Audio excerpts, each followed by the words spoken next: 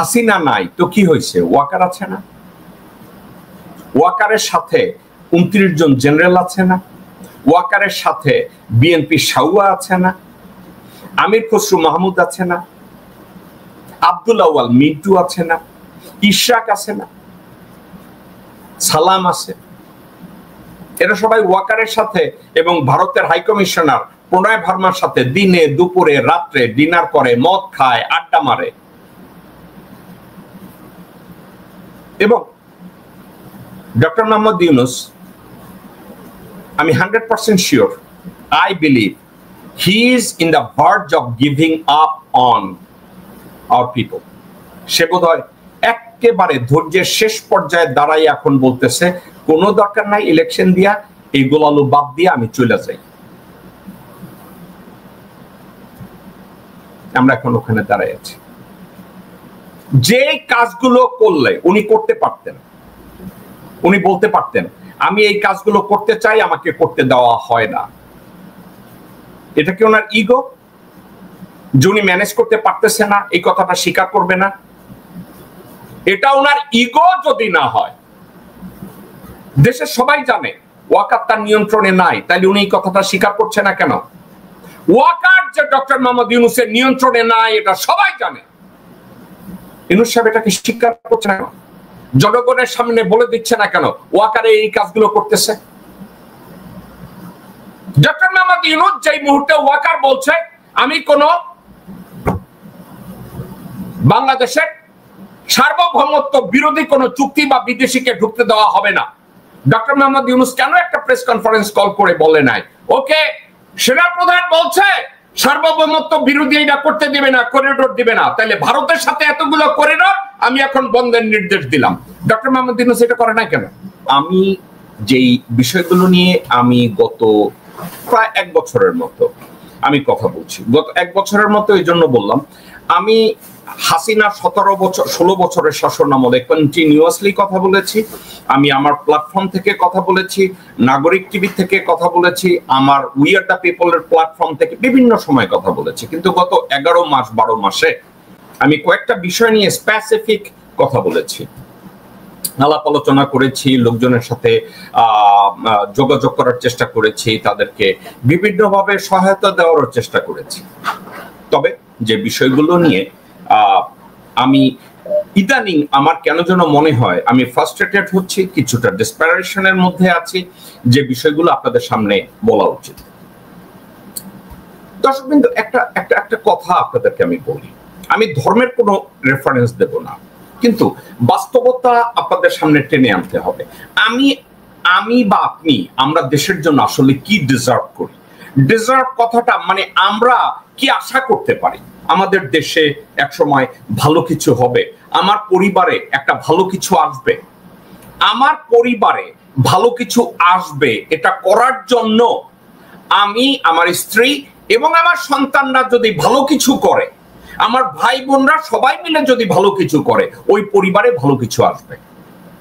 এখন আমি, আমার স্ত্রী, পুত্র, কন্যা, ভাই বোন সবাই মিলে কেউ করবে পরিবারের বিরুদ্ধে ষড়যন্ত্র, কেউ করবে আনএথিক্যাল ইমোরাল অ্যাক্টিভিটিস, কেউ পিছনে ছুরি মারবে, কেউ বাইরে গিয়ে বদমাইশি করবে, কেউ লোকজনের সামনে ভালো কথা বলবে কিন্তু পিছনে গিয়ে জাহান্নামী আচার আচরণ করবে, কাজ কারবারের সাথে নিজেকে গুলিয়ে ফেলবে, ওই পরিবারে কি কোনোদিন ভালো আসবে?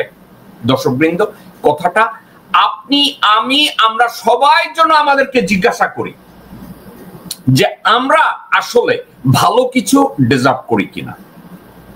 এখন অত্যন্ত ইডিওটিক ওয়েতে আমরা বলতে পারি এটা আমাদের সবার দোষ, আমরা বলতে পারি দেশের মোল্লাদের দোষ, আমরা এটা বলতে পারি দেশের জনসাধারণের দোষ, আমরা এটা বলতে পারি রিকশাওয়ালার দোষ, আমরা এটা বলতে পারি বিভিন্ন সম্প্রদায় আমাদের দেশের মধ্যে তাদের দোষ।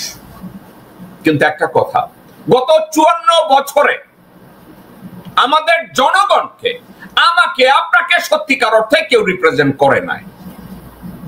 একা একা একটু আমি চাচ্ছি আপনারা চিন্তা করেন, আওয়ামী লীগ বাংলাদেশের জনগণকে রিপ্রেজেন্ট করে নাই, খন্দকার মোস্তাক আহমেদ বাংলাদেশের জনগণকে রিপ্রেজেন্ট করে নাই, 1975 সালের 15ই আগস্ট যে বিপ্লবের কথা বলা হচ্ছে, ওই বিপ্লব বাংলাদেশের জনগণের কল্যাণের জন্য হয় নাই।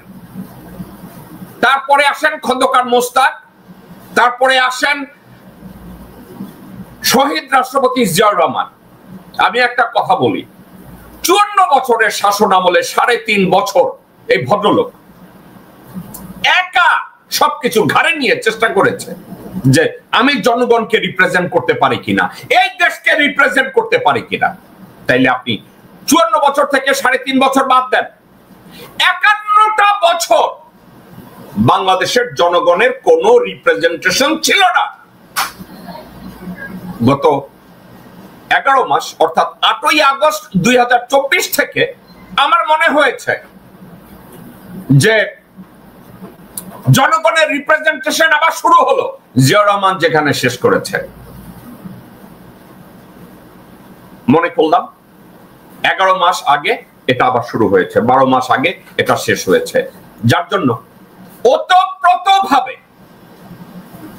সচেতন মানুষ হিসাবে দেশের কল্যাণে আমরা আশায় বুক বাঁধলাম যে গত 12 মাসে ডক্টর মোহাম্মদ ইউনূস এমন একটা দেশকে, এমন একটা প্রচেষ্টাকে আমাদের সামনে নিয়ে আসবে যে প্রচেষ্টা সঠিকভাবে আমার জনগণকে রিপ্রেজেন্ট করবে।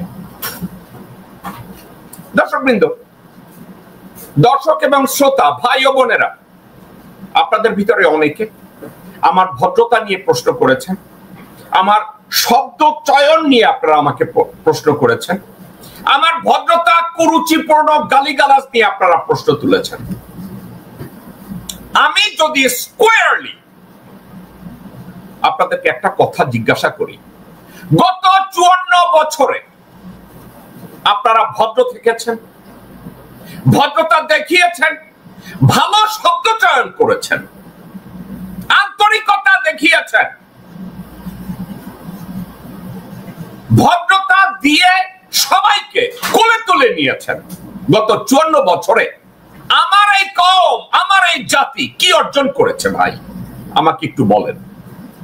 গত 54 বছরে আমি যে কম না হয় গালি দিচ্ছি, গত 2 বছর 5 বছর গালি দিচ্ছি, 10 বছর আমি গালি দিচ্ছি, কিন্তু গত 54 বছর আমি ছাড়া আপনারা তো ভদ্রতা দেখিয়েছেন, আপনারা তো বন্ধুত্বপূর্ণ আচরণ দেখিয়েছেন, আপনারা সভ্যতা দেখিয়েছেন, আপনারা দেশপ্রেম দেখিয়েছেন। আপনাদের অর্জনটা কি? আপনাদের আমি অর্জন দেখতে চাচ্ছি, আমাকে একটু হেল্প করেন। আপনাদের অর্জন কি? গুম, খুন, ধর্ষণ, অর্থনৈতিক দেউলিয়াপনা, সীমান্তে হত্যা, ভারতীয় আধিপত্যবাদ, ভারত এসে আমাদেরকে সরকার ইলেক্ট করে দিবে, বিরোধী দল সিলেক্ট করে দিবে, আমাদের দেশে গুপ্তচর বৃত্তি সম্মানজনক পেশা, ভারতীয় সম্মানজনক পেশা হিসাবে দালালরা পয়সা আর্ন করবে। আমি এটাকে মেনে নেই নাই। আপনাদের সমস্যা কোন জায়গায়? জেকব গালি দেয়, জেকব অভদ্র ব্যবহার করে, জেকব সভ্য না, জেকব সভ্য পরিবারে জন্মায় নাই, জেকব এক হারামজাদা, তাই তো? আপনাদের সভ্যতা দিয়ে গত 54 বছরে কি আর্ন করেছেন? কি আর্ন করেছেন? আপনাদের অর্জন কি? আপনারা কি বলবেন? আপনাদের সমাজে আপনারা গুপ্তচর বৃত্তিকে বাদ দিতে পেরেছেন, ভারতীয় আধিপত্যবাদকে বাদ দিতে পেরেছেন, ব্যাংকের যে দেউলিয়াপনা এটাকে বাদ দিতে পেরেছেন, বৈদেশিক মুদ্রা বাড়াতে পেরেছেন, ধর্ষণ বন্ধ করতে পেরেছেন, গুম বন্ধ করতে পেরেছেন। বলেন, আমি অভদ্র, আপনি সভ্য, আমি খারাপ শব্দের ব্যবহার করি, আপনি করেন না। আপনারা সবাই ভদ্র পরিবারে জন্মেছেন, আপনারা সম্ভ্রান্ত পরিবারে জন্মেছেন, আপনারা সবাই গাজী, আপনারা সবাই খান বাহাদুর, আপনারা সবাই পীর সাহেব। আমি খারাপ। আপনাদের কি অর্জন? গত 1 বছরে ডক্টর মোহাম্মদ ইউনূসকে বলেছিলাম বাংলাদেশে গত 16 বছরে হাসিনা যে চুক্তিগুলো করেছে চুক্তিগুলো পাবলিক করে দেন। ঠান্ডা মাথায় বলেছি চুক্তিগুলো পাবলিক করে দেন। আজ অবধি গত 12 মাসে ভারতের সাথে যত চুক্তি হয়েছে পাবলিক করে নাই। এমনকি বর্তমান সরকার যতগুলো চুক্তি হয়েছে অথবা এমওইউ স্বাক্ষর হয়েছে এটার উপরে একটা রিভিউ দেয় নাই।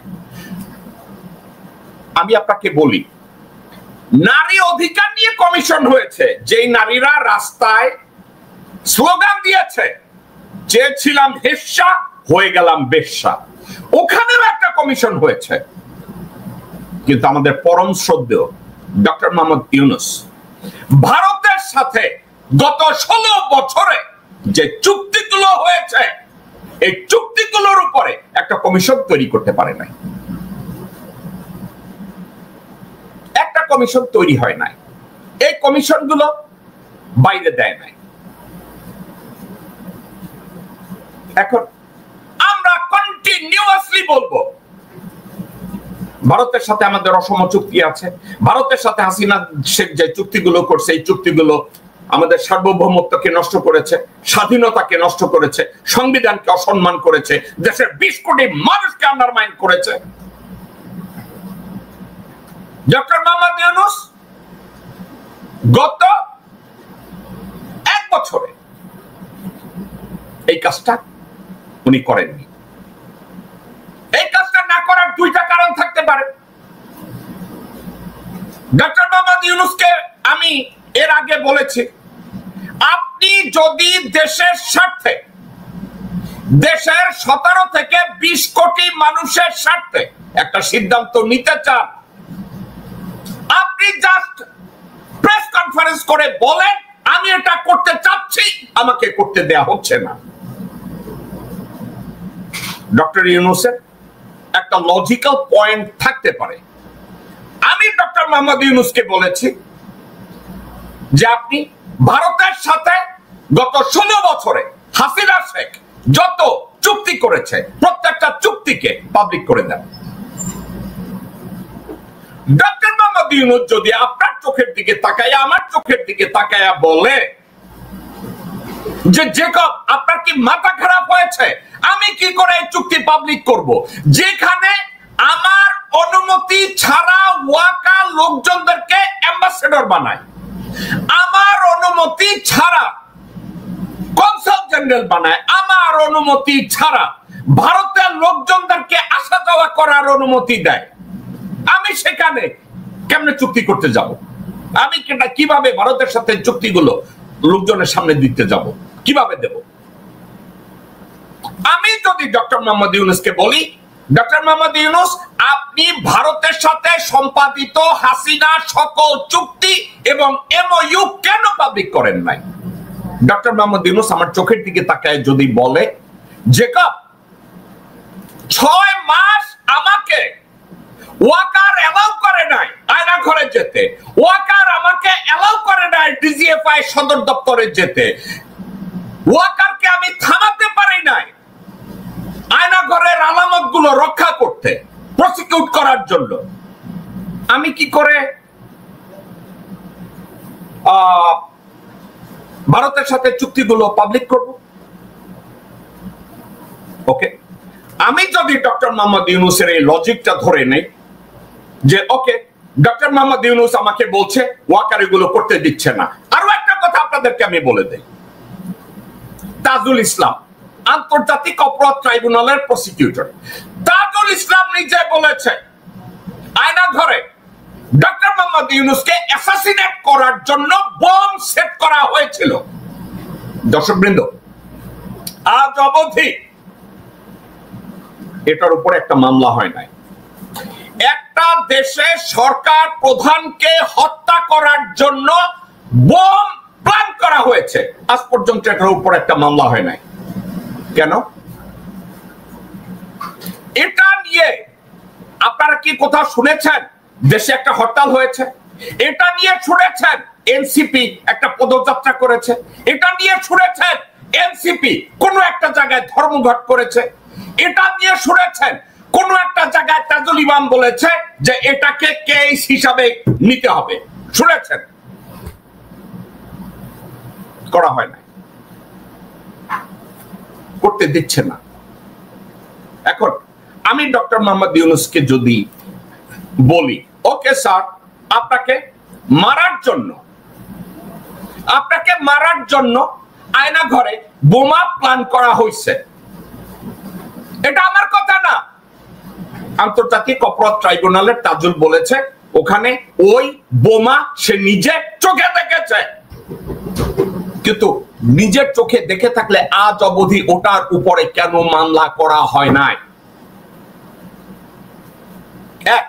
দুই, তাজুল ইসলাম বলেছে, ডক্টর মোহাম্মদ ইউনূস বলেছে, ইনভেস্টিগেটররা বলেছে আয়না ঘরের আলামত নষ্ট করা হয়েছে।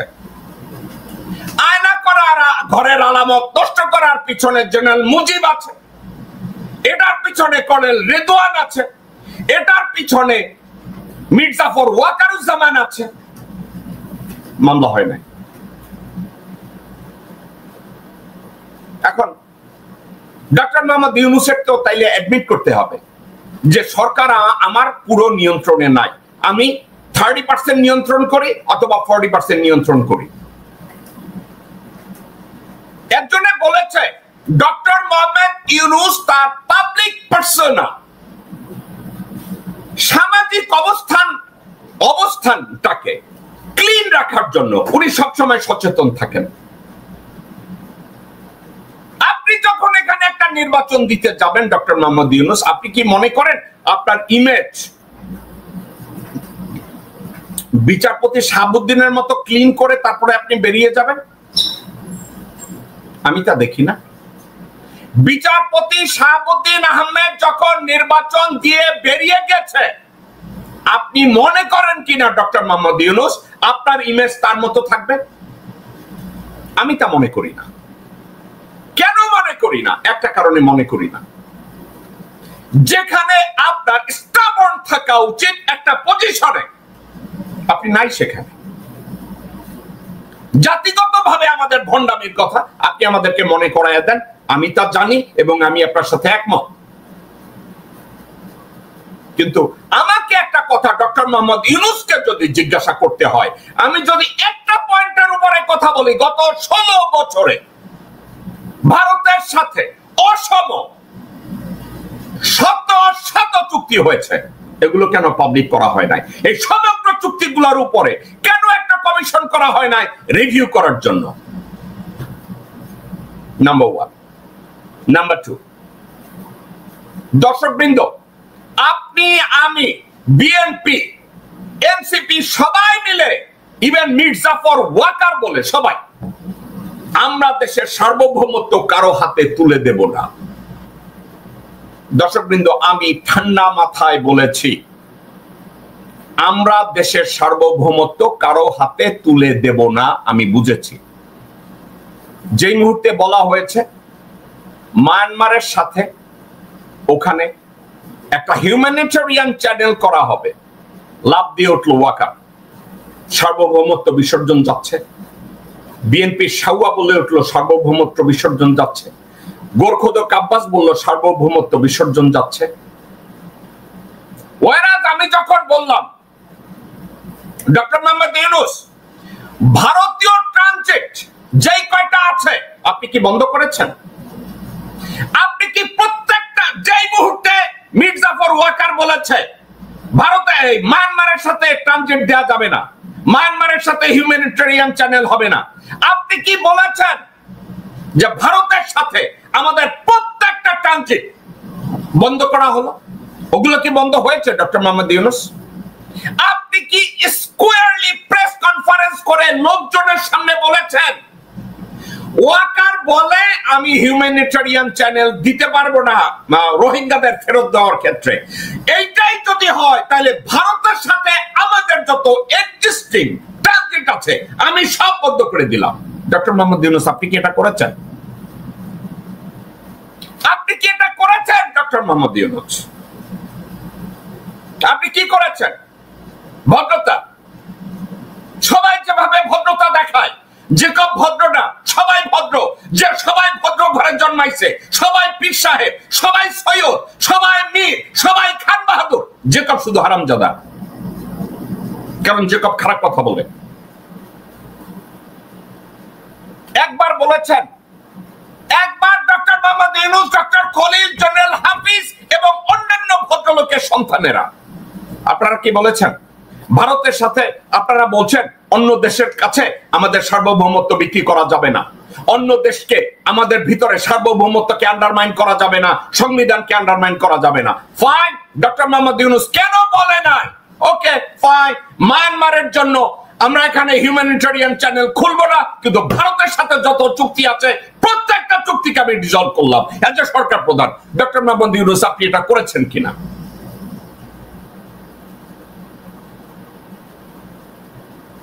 আপনি বলবেন জেনারেল ওয়াকার আপনাকে করতে দেয় না, তো আপনি বলেন that you become assistant to general Walker. আপনি যদি একটা দেশের ম্যানেজমেন্টকে আপনার নিজের নিয়ন্ত্রণে গত 1 বছরে নিতে না পারেন, এটা কি আপনার ব্যর্থতা না? এটা আপনার ব্যর্থতা কিনা? আপনি 1 বছরের ভিতরে নিয়ন্ত্রণেও নিতে পারছেন না এবং বলবেনও না, কি করে হলো? নাম্বার 1।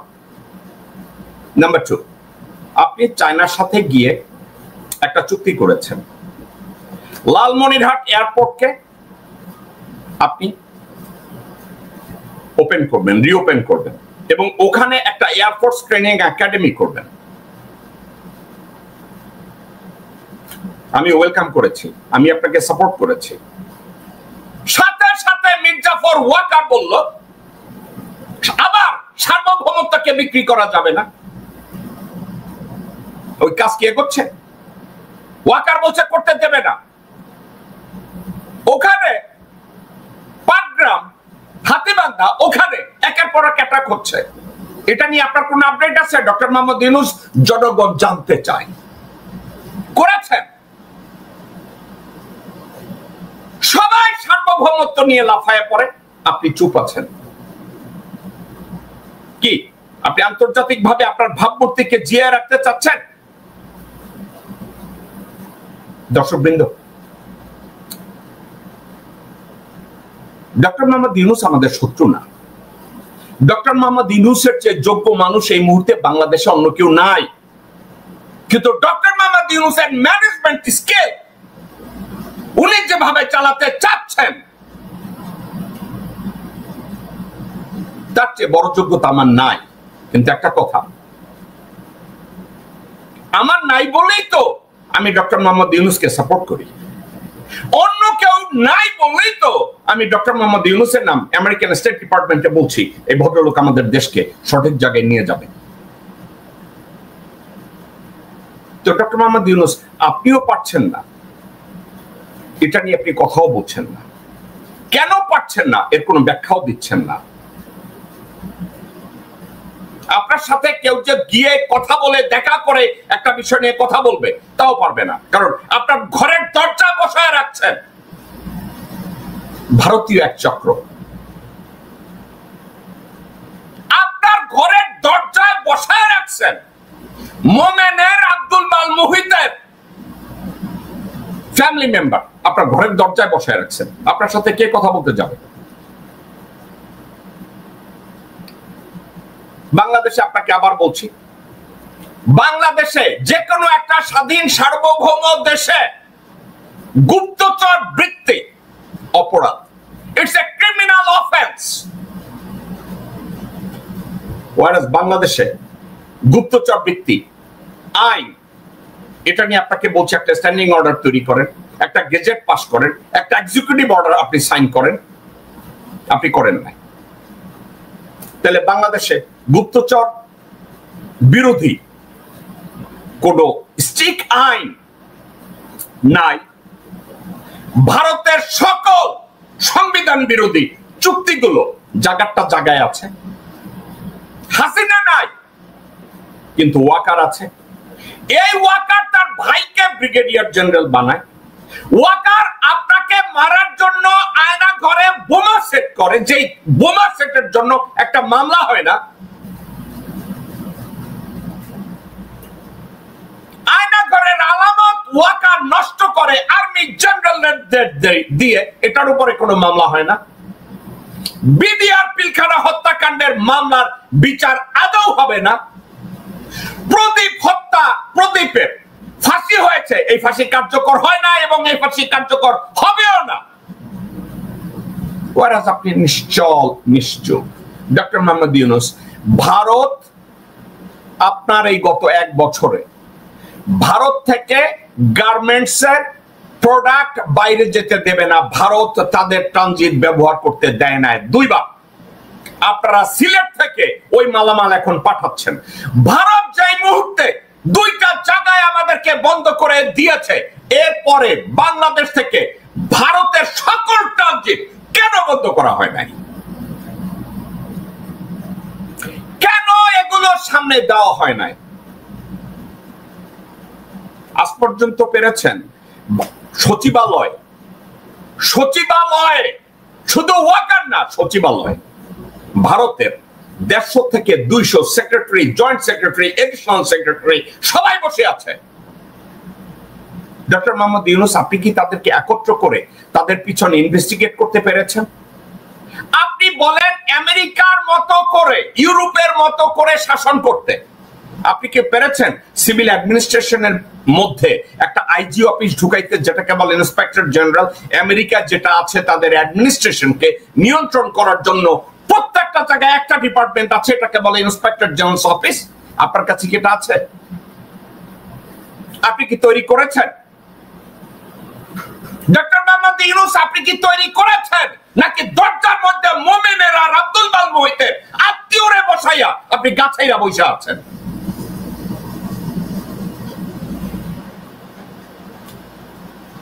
কোথায়?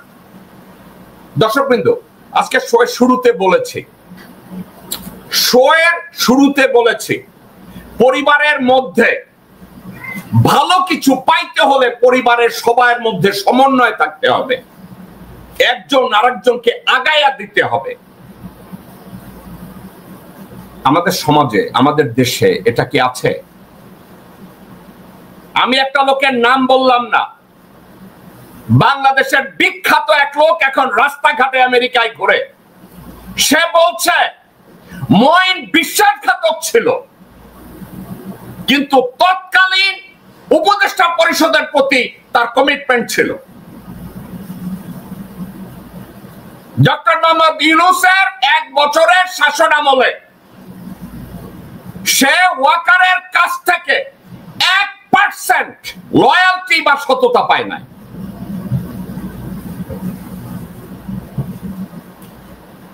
আপনারা বুঝতে পেরেছেন? গত 1 বছরে ডক্টর মোহাম্মদ ইউনূস ওয়াকারের কাছ থেকে 1% কমিটমেন্ট, লয়ালটি, আন্তরিকতা কোনটা পায় নাই। আবার ডক্টর মোহাম্মদ ইউনূসও ওয়াকারকে ঠিক মতো নিয়ন্ত্রণ করতে পারে নাই, আজ অবধি এর কোনো প্ল্যানও নাই।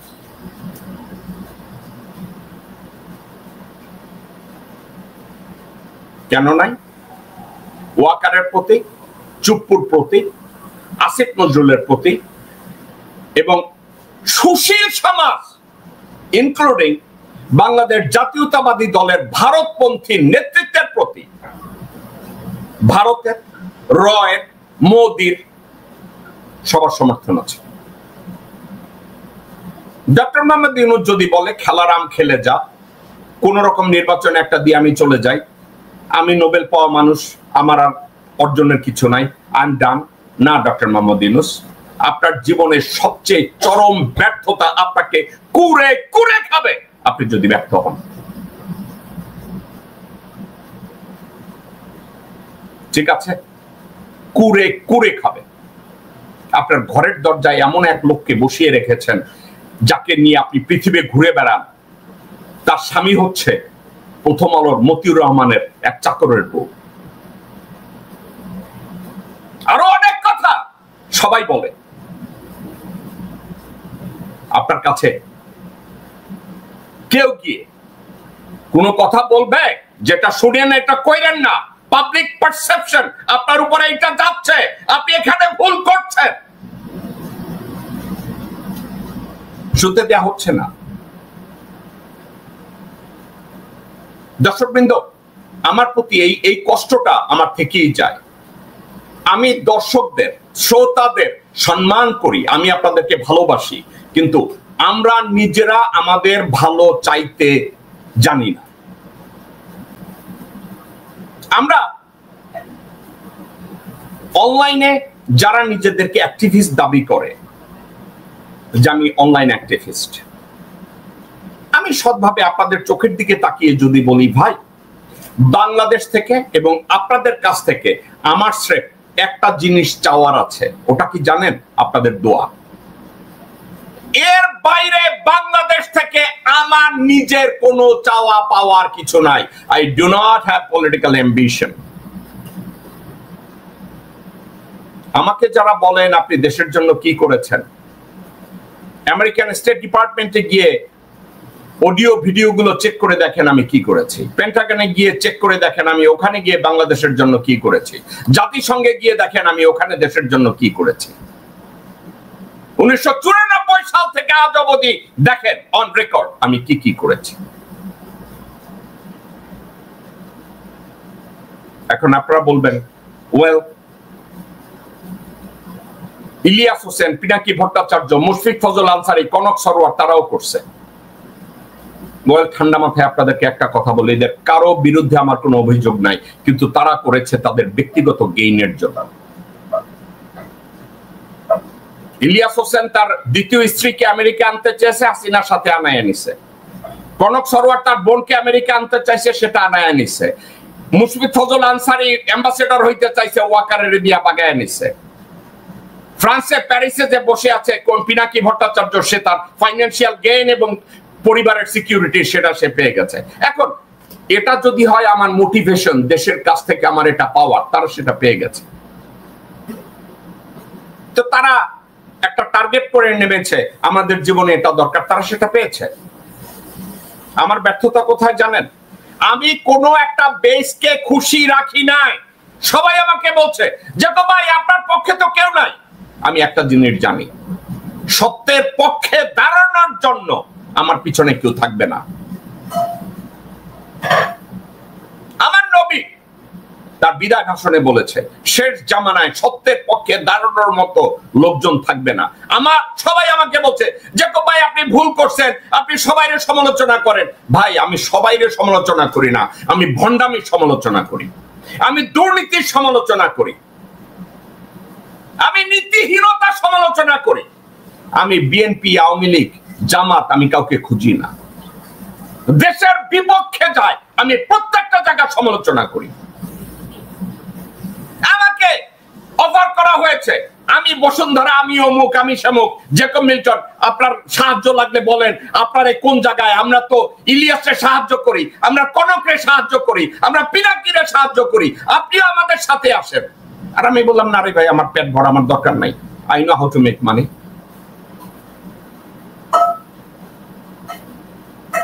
সবাই বলছে জেকব ভাই আপনার পক্ষে তো জামাত দাঁড়াবে না, বিএনপি দাঁড়াবে না, আওয়ামী লীগ দাঁড়াবে না। আমি জানি দাঁড়াবে না, এনসিপি দাঁড়াবে না, কেউ দাঁড়াবে না। কারণ কি জানেন? আমি তো কারো তল্পি বাহক না রে ভাই। আমি দেশের জন্য কাজ করি, আমি সমাজের জন্য কাজ করি, আমি 20 কোটি মানুষকে রিপ্রেজেন্ট করার জন্য আমি কাজ করি। আমার পক্ষে কেউ দাঁড়াবে না। আপনি চিন্তা করে দেখেন, আল্লাহ যদি কোনোদিন বাংলাদেশের মাটিতে আমার ভাত রেখে থাকে, আমি যাব এবং ওখানে আমাকে ফাঁসি দেওয়া হবে, গুলি করা হবে, দেখবেন আমার পক্ষে দাঁড়ানোর মতো কেউ থাকবে না।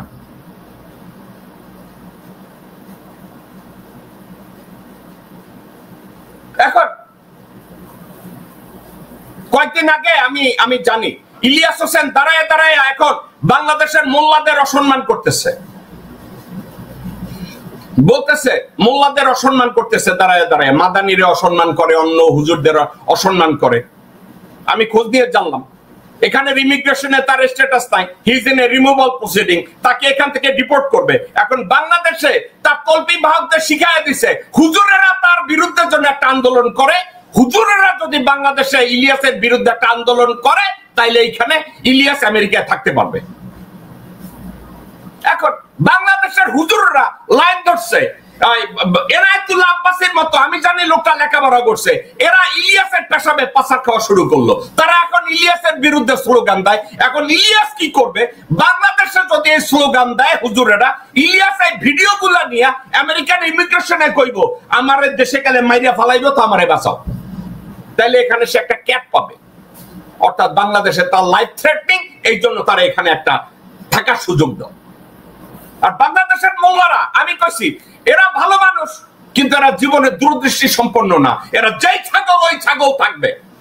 এনায়েতুল্লাহ আব্বাসীর মতো বলদ যদি ইলিয়াসকে নিয়ে সমালোচনা করে আর বলে আন্দোলনের ডাক দিবে, দুই পাশে রফিকুল আলম মাদানির মতো বালছাল যদি দাঁড়ায় বলে ইলিয়াসের বিরুদ্ধে দান দিবে, তারা যখন স্লোগানটা দেবে কি হবে আপনারা কি জানেন?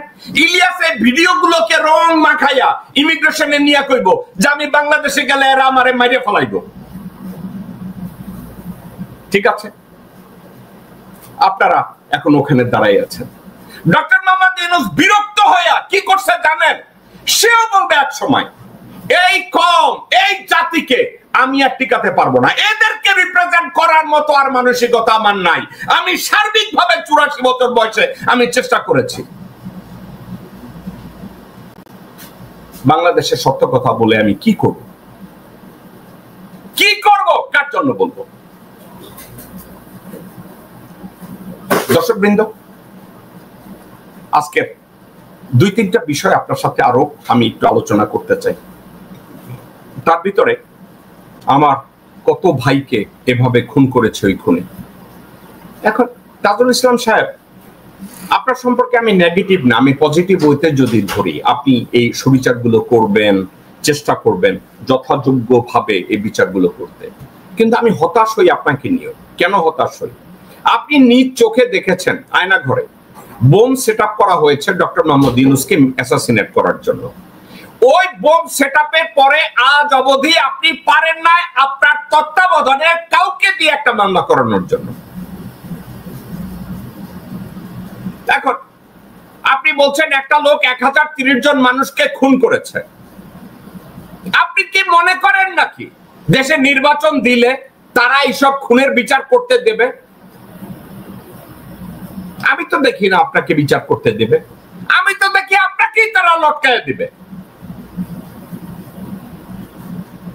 আপনি তখন ডক্টর মোহাম্মদ ইউনূসের প্রোটেকশন পাবেন? আমি তো দেখি না। ডক্টর মোহাম্মদ ইউনূস সে বর্তমানে যেভাবে সরকার পরিচালনা করছে, আমি তো দেখি এই বিএনপি তাকে বিচারের দাঁড় করায় দেবে, জনগণ তাকে বিচারের কাঠগড়ায় দাঁড় করায় দেবে।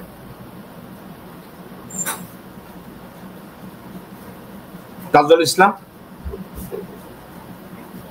অনতি বিলম্বে আপনাকে প্রমাণ করতে হবে আপনি একজন এফেক্টিভ লিডার। আপনি আন্তর্জাতিক অপরাধ ট্রাইব্যুনালের প্রসিকিউটর। আপনার নিজ চোখে you become a witness that আপনি ওখানে বোমা দেখেছেন, কিন্তু ওই বোমার উপরে কোনো মামলা হয় নাই। আপনি দেখেছেন আয়না ঘরের সুরথাল, অন্যান্য প্রমাণাদি ধ্বংস করা হয়েছে। কে ধ্বংস করা হয়েছে? ওটার জন্য কি কোনো মামলা হয়েছে? এখন পর্যন্ত একটা মামলা দায়ের হয় নাই। কেন হয় নাই? এই দায়ভার কার উপরে যাবে? তাজুল ইসলাম সাহেব, কার উপরে যাবে?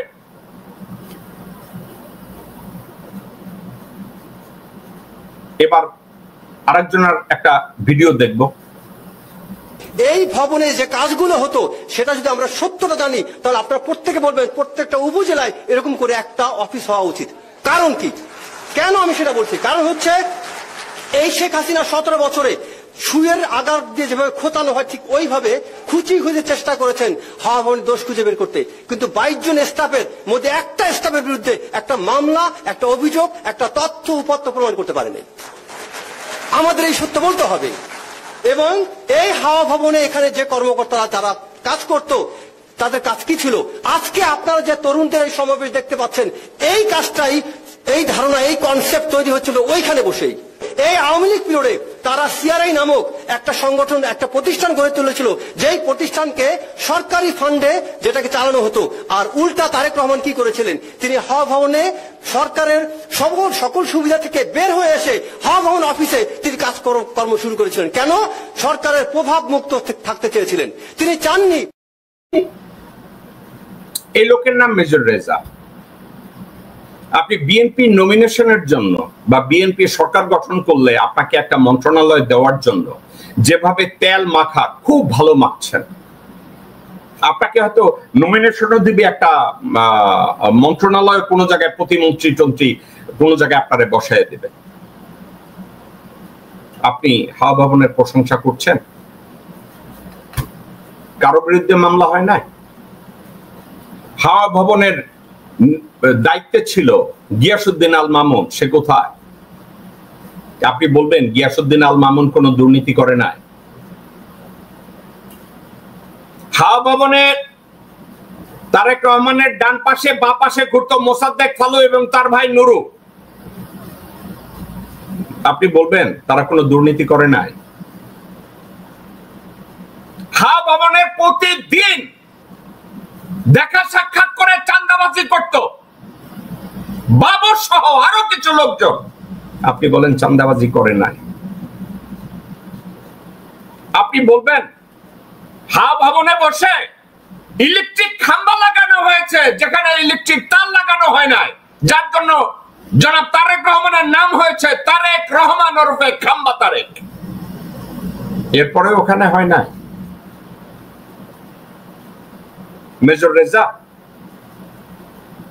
তেল মারা কথা বলেন। এখন আপনি বলবেন জেকব মিল্টন আপনার মন্ত্রী হওয়ার দরকার নাই, জেকব মিল্টন আপনার এমপি হওয়ার দরকার নাই, আমি রেজার আছে। ওয়েল, তাইলে আর আমার কোনো কথার জবাব আপনার আর তাইলে আর কিছু বলার নাই। আমি মন্ত্রী হইতেও চাই না, এমপি হইতেও চাই না, অ্যাম্বাসেডর হইতেও চাই না, কিন্তু আপনি বলবেন যে আপনার দরকার আছে। ঠিক আছে, তো তার যদি দরকার থাকে তো আপনি ঠিকই করছেন। কিন্তু একটা কথা আমি হাওয়া ভবন নিয়ে বলতে পারি, জনাব তারেক রহমান যদি একটা হাওয়া ভবন তৈরি করে বলতো I am running a not for profit organisation, অলাভজনক একটা প্রতিষ্ঠান, একটা শ্যাডো গভর্নমেন্ট কিভাবে চালাতে হয় আমি এখানে বসে রিসার্চের উপরে, স্টাডির উপরে আমি গভর্নমেন্টকে ইনফ্লুয়েন্স করব, যেভাবে আইপ্যাক করে, যেখানে আমেরিকান একটা সংগঠন অনেকগুলো করে সরকারকে ইনফ্লুয়েন্স করার জন্য। তারেক রহমান যদি বলে, আপনি বলছেন না প্রত্যেকটা জেলায় জেলায় হাওয়া ভবন হওয়া উচিত, কেন? চাঁদাবাজি করার জন্য, টেন্ডারবাজি করার জন্য, দখলবাজি করার জন্য। 64 জেলায় যদি 64টা হাওয়া ভবন হয়, এই বিএনপি অফিসের মধ্যে মার্ডার হবে প্রত্যেকটা জেলায় প্রতিদিন 5টা। Major Reza, are you freaking normal or abnormal? You should be out of your mind, man. You have no... আজকের আমি গালি দেব না, আজাইরা এইসব কথাবার্তা, তেল মারা কথাবার্তা কই পাইছেন আপনি? দর্শকবৃন্দ, গোরখোদক আব্বাস জানতে চায় চরমোনাইয়ের পীর কোন জায়গা থেকে মুফতি টাইটেল পেয়েছে। মানুষের কি হায়া লজ্জা এগুলো কি কিছু আছে?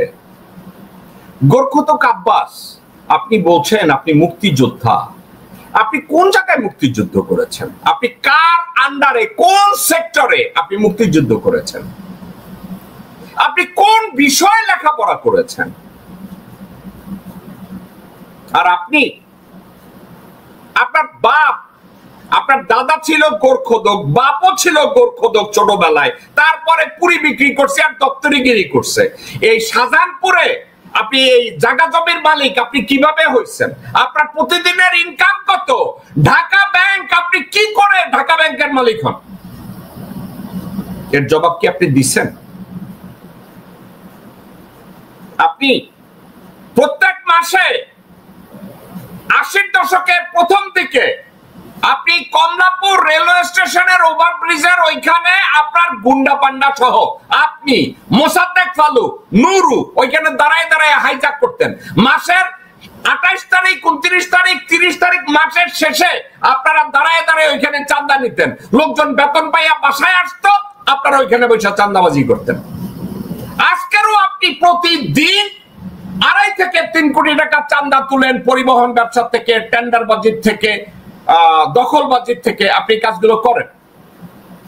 আপনি এখন এই চরমোনাইয়ের দিকে তাকাইছেন, হারা পীরগিরি কেন করে? কেন ভবিষ্যতে কি আপনারও পীর হওয়ার সম্ভাবনা আছে? আপনারা এই চাঁদাবাজি ব্যবসায়ীকে একটু ভাটার দিকে গেছে, কারণ আপনারা আমি চাঁদাবাজ বানাই দিছি, গোরখদক বানাই দিছি, এই জন্য আপনারা এখন পীর হইতে ইচ্ছা করতেছে।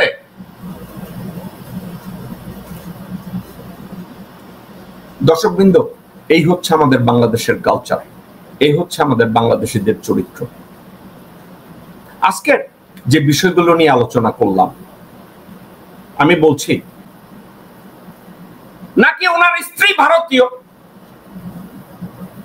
নাকি এখন ওনার ডোরের দরজায় যারে বসায় রাখছে, যারে নিয়ে পৃথিবীব্যাপী ঘুরে বেড়ায়, সে হচ্ছে মোমেনের, আব্দুল বাল মুহিতের ভাগ্নাবু এবং মতিউর রহমান প্রথম আলো আর মাহফুজার নাম ডেইলি স্টার, তাকে চাকর, তাদের এক এমপ্লয়ির বউ সে। কোনটা? দেশের জনগণ আসলে ফ্রাস্ট্রেটেড। দর্শকবৃন্দ, এই কথাগুলো আমি বলে যাব, হয়তো এক পর্যায়ে টায়ার্ড হয়ে বলবো, আমার দরকার নেই এগুলো নিয়ে আপনাদের সামনে হাজির হয়ে কথা বলার।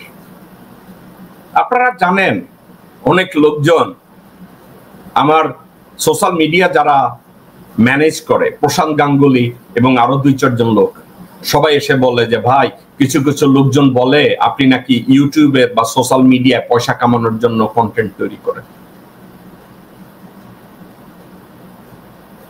আমি এটার জবাব দেই না দর্শকবৃন্দ। কেন জবাব দেই না? আল্লাহর অনেক দয়া আমার উপরে। আমি একটা ল ফার্ম রান করি। এই ভিডিও বানানোর পরে, একটা কন্টেন্ট তৈরি করার পরে আমি জানিও না ওখানে কে মন্তব্য করে আর কে পছন্দ করে। কারণ আমি যখন একটা কন্টেন্টের জন্য সামনে বসে আপনাদের সাথে কথা বলি, আমার মাথায় স্রেফ একটা চিন্তা থাকে, সেটা হচ্ছে দেশপ্রেম। আমার দেশটাকে কোনোভাবে রক্ষা করা যায় কিনা। আমার এমপি হওয়ারও দরকার নাই, আমার নিউ ইয়র্কে হিরো আলম, ইলিয়াস হোসেনের মতো বাংলাদেশে আমার বাংলা এডিশন কইরা ওইখানে 1 কোটি টাকা দিয়ে উদ্বোধন করানোরও আমার দরকার নাই। আর এদিকে কানবে আমি এই ট্যাক্সি চালাই। এই ধরনের মিথ্যাচারিতা এবং ভণ্ডামি, এগুলো একমাত্র ইলিয়াসের মতো লোকজনরে মানায়। 2 টাকার গোলালো বিহারি টাইপ লোকজন, কনকের মতো লোকজনরে মানায়, পিনাকির মতো লোকজনরে মানায়। এটা আমার রুচিতে বাধে। দর্শকবৃন্দ, এই ছিল আমার শো। আগামীকালকে প্যারিস থেকে অ্যাডভোকেট কাজী আব্দুল্লাহ আল মামুন আমরা এই বিকল্প নিয়ে কথা বলবে। আমি আপনাদেরকে রিকোয়েস্ট করব, আপনাদেরকে আহ্বান জানাবো ওনার শোটা দেখার জন্য এবং শেয়ার করার জন্য। দর্শকবৃন্দ, কিছু কিছু লোকজন, 2-4 জন আমাকে সাপোর্ট করে, এটা আমার জন্য ব্লেসিং। আপনারা মাঝে মাঝে আমাকে টেক্সট করেন, অনেকে টেক্সট করেন, ইটস এ ব্লেসিং। আমার জন্য এটা আশীর্বাদের। আপনাদের প্রতি আমি কৃতজ্ঞ। অনেকে আমাকে বলে, জেকব ভাই আপনি কি ফ্রাস্ট্রেটেড হন? আপনি সত্য কথা বলেন, আপনার পক্ষে তো লোকজন নাই। আমি আমার নবীর একটা কথাকে আমি কখনো ভুলে যাই না। কি ভুলে যাই না এটা কি জানেন? আমার নবী বলছে পৃথিবীর শেষের দিকে সত্যের পথে লোকজন কম থাকবে, ভণ্ডামির পথে লোকজন বেশি থাকবে। ইলিয়াসের মতো লোকজনরা, কনকের মতো লোকজনরা, পিনাকির মতো লোকজনরা ভণ্ডামি করবে, সেখানে লাইনে লাইনে লোক থাকবে। নির্লজ্জের মতো পয়সা আদায় করবে, চাঁদাবাজি করবে, টেন্ডারবাজি করবে। আপনারা কি মনে করেন নাকি পিনাকি, কনক এবং ইলিয়াস এরা গোরখদক আব্বাসের চাইতে ভালো? এরা তো গোরখদক আব্বাসের চাই 3 কদম আগায় না। আপনাদের সামনে দেশপ্রেমের কথা বলে, সততার কথা বলে, কিন্তু তারা হচ্ছে রিয়েল চাঁদাবাজ বিহাইন্ড দ্য সিন। এখন আমেরিকা থাকার জন্য বাংলাদেশের মোল্লাদের গালি দেওয়া দরকার। ইলিয়াস হোসেন এখন ওই মোল্লাদের গালি দেওয়ার একটা ব্যবসা খুলে বসছে। ঠিক আছে, দিস ইজ লাইফ। আপনারা ভালো থাকবেন, আমি আপনাদের জন্য দোয়া করি, আপনাদের কাছ থেকে আমিও দোয়া চাই। আমাদের দেশটাকে আল্লাহ রক্ষা করুন, আমাদের সমাজটাকে আল্লাহ রক্ষা করুন, আমার সমাজটাকে, আমার দেশটাকে এবং 20 কোটি মানুষের প্রতি আল্লাহ রহমত বর্ষণ করুন। আসসালামু আলাইকুম ওয়া রাহমাতুল্লাহি ওয়া বারাকাতুহু।